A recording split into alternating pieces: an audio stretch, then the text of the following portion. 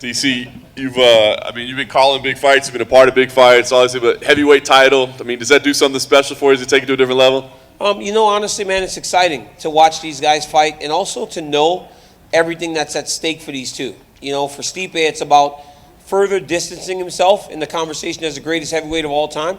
And for Francis Ngannou, it's a matter of him really exploding and being something that we may not have seen in the heavyweight division since Brock Lesnar. Because a guy that knocks people out like Francis does, he garners more attention than your normal heavyweight champion. So a lot at stake tomorrow night. Yeah, you have so much experience with Stipe, obviously. I'm just curious, how much of an ability did you see in him to change fight to fight? He was better.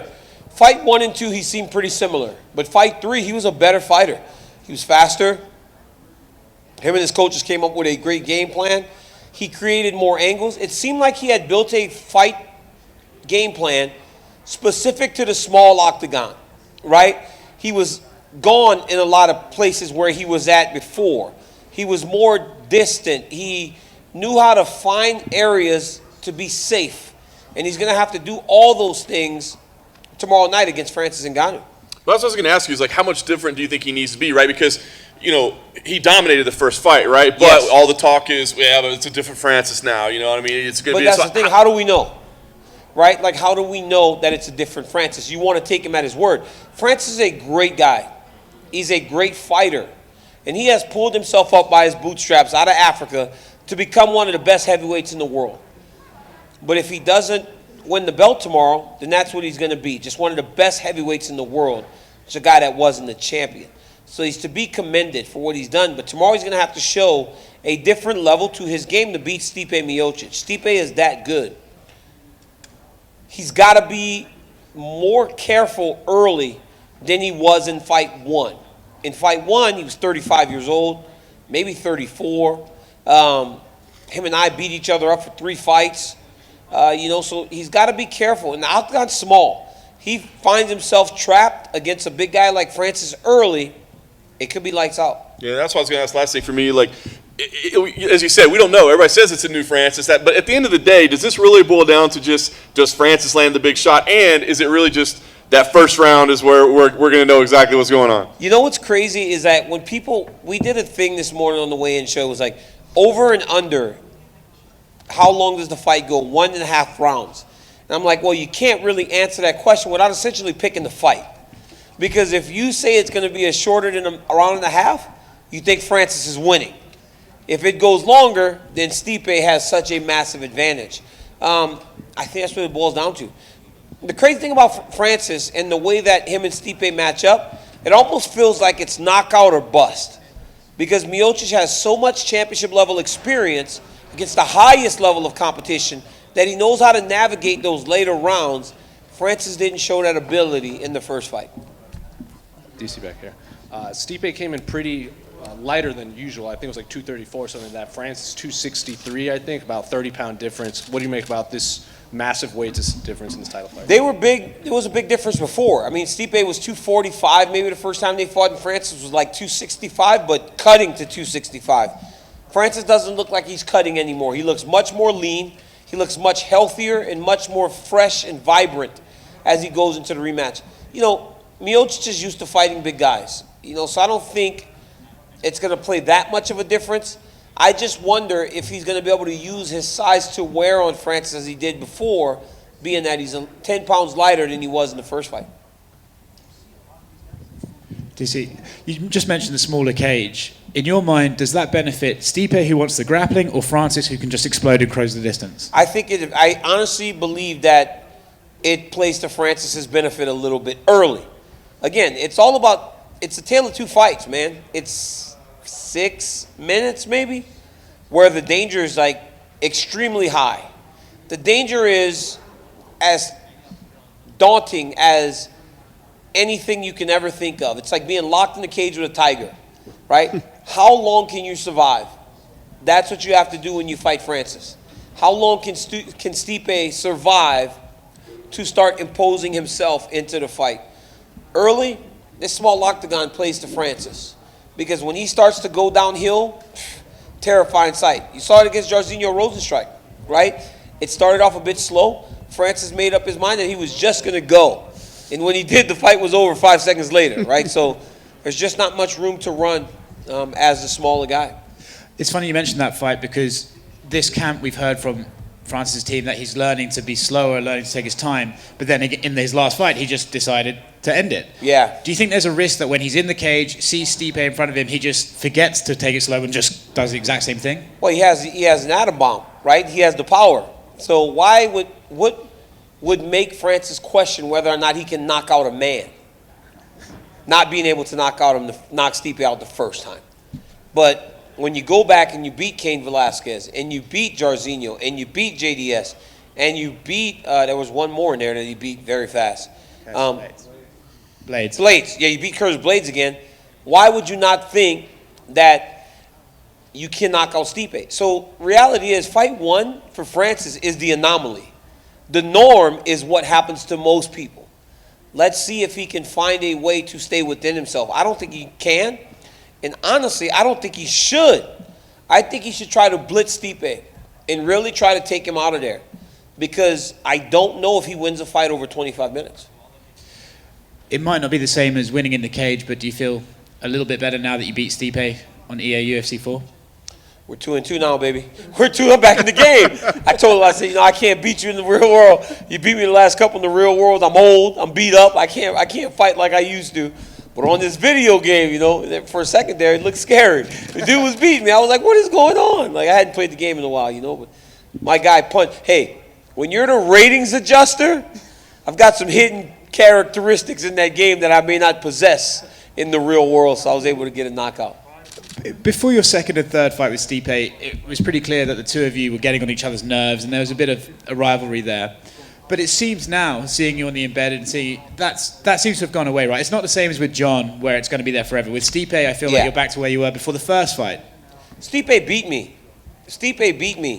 and Stipe didn't get suspended after. Stipe beat me, and Stipe didn't have any issues with his testing or anything. So why would I have issues with a guy that beat me? You guys everybody wonders why can't you be friends with Jones? To not play fair, it leaves a lasting impression on a person's career. If he had just beaten me, I've lost before, lost 1,000 times in wrestling. I have no issues with anybody, but you got to play fair. So when you don't play fair, it does such damage to someone's career. That's why. So for all the other stuff, right, all the back and forth from the before, had we done that and he had played fair, we still would have been okay. Stipe and I were very mad at each other. We were irritated because fights were taking longer to get booked. It was bad. We both had issues with being like we deserved to get those extra fights, right? Didn't matter, though. At the end of the day, Stipe is a good guy. He's a great father and husband. He's a great heavyweight champion. I have nothing but respect for the guy, and all that stuff is in the past. He just won the fights. Last one from me. Do you think it benefits... Which fighter does it benefit more? The fact that Francis hasn't been able to compete in a while, or the fact that Stipe's coming off a 5-round back and forth with yourself? Well, I think anytime you get to spend time in the cage at a high level, right? We fought a great fight. It benefits you. But I think Francis is refreshed. He's been nipping at the bud. And honestly, who is he going to fight? He's knocked everybody out. Like, he's pretty much... It's crazy when you get a number one contender that's essentially cleared out the division himself. Right, it's not like he has not beaten just about everybody. So it's a big fight. Both guys have advantages, but I think the experiences of those title fights can't help Miocic. Thanks, man. Daniel, how are you? How are you, Mark? I know that it seems like everything with you and Stipe is kind of water under the bridge now, but I'm just curious, have you guys actually sat down and talked about everything and kind of hashed it all out? No, there's no need for that, right? We're professionals. I texted with Stipe a few weeks ago. But that was it. Just a few things to discuss. But listen, Stipe and I will never be best friends, but we're cordial and we're professionals. And if we got to, hey, listen, I'm on the bad end of the rivalry. So now getting to play a video game and hoping to even it up is all to my benefit. So I just try to even it. I'm quitting. I'll never play him again because he's so competitive. He'll probably go practice and try to challenge me again. What did you text him about? I should have quit when I was ahead, and I should have quit after the first fight. What was the text exchange about? Come on. What? I'm not going to tell you that. That's why basketball players pick their jersey up over their face whenever they're talking to each other, so that you guys don't get a hold of what they're talking about. No. Or me, actually. I want you guys know. So that we don't get a hold of what they're talking about. So come on, have a little camaraderie. Why don't you let us in on? See, at least I'm still part of the fraternity, right? I start doing that, then I might as well sit there.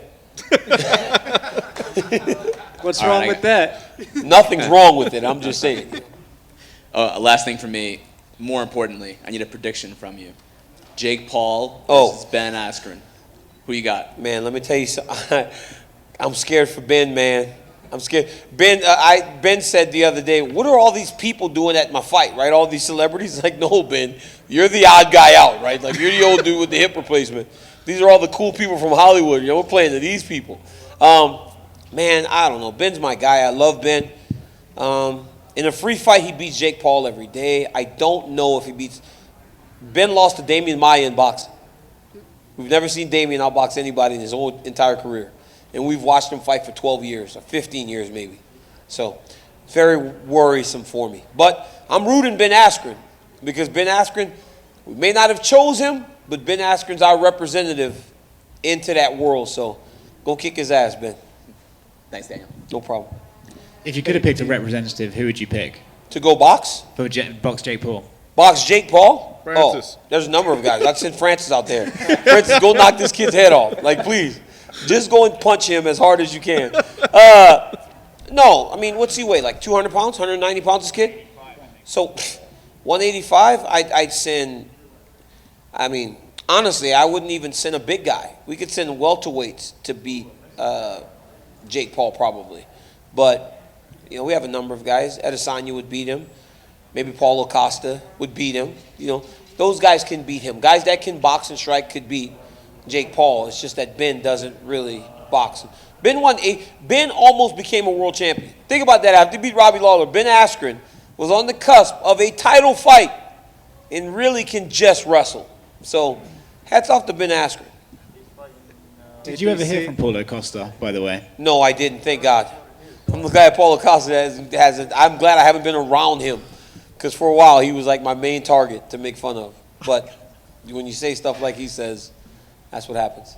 Hey, DC, congratulations on 1 year of your show Yes, over thank at you. ESPN. Thank you. You've obviously been at the desk for a long time now, but has there been anything that you've learned about talking about the guys in that particular medium that you didn't before? Yeah, that fighters are very sensitive. Fighters are sensitive, like very sensitive. And, you know, but it's not just fighters. When Stephen A. talks about Kevin Durant is mad. When he it's just athletes. Athletes don't like to hear the negative. But the reality is there's always going to be negative. You will never please everyone. And we, the talking heads, as we're called, we're paid to talk about you. So you better hope that we're talking about you, because the moment we stop, you become irrelevant. And then that's the real problem. So you want us all discussing. If a Monday comes and you're on the topic, if you're the topic, you better be happy. Because there's going to be a time where nobody's talking about you. And there will be no articles. There will be no interviews. And that's your biggest enemy. So instead of being upset about what's being said, just be happy that these people with these platforms are speaking about you and keeping you at the forefront of media. Because, I mean, I do a show, and every Monday, it's an hour show, and there are multiple articles about that show. So be happy about that. You've had a decorated career inside the cage. You know, you talk about just being one of the guys. As your broadcast career grows, what goals do you have? Oh, I've got some. I've got a lot of projects in the books, man, and I'm just enjoying my time. I've got things outside of fighting. I've got some things outside of MMA, you know, so, but I love this game. I love the UFC. I love fighting. I love being around fighting. So regardless of the opportunities that are coming, I don't think I'll ever be away from this. But I tell you one thing, it's a very exciting time in my life when I do my show on Monday, but over the course of the next week, I am dealing with things outside of mixed martial arts in terms of media. because that's what I've always wanted to do. So I'm lucky. And I feel like this next act is going to be very big. In terms of being media, what would be the thing that you would consider, if winning the UFC title is it in fighting, what is winning the title in media to you? I mean, I don't know, because for me it's different, right? The baselines are so much higher than normal people. Some people say, well, if I can get on TV, it's a win. Well, I was doing that before I even quit fighting. I've been on TV since I was a young man. To work for ESPN, maybe the end-all be-all. Well, before I retired, I was working for ESPN. Just continuing to grow, continuing to commit myself to this as much as I did fighting. And as I continue to do that, the opportunities are showing that I'm going in the right direction. Thank you. No problem. All right, guys. Thank you so much. I appreciate it.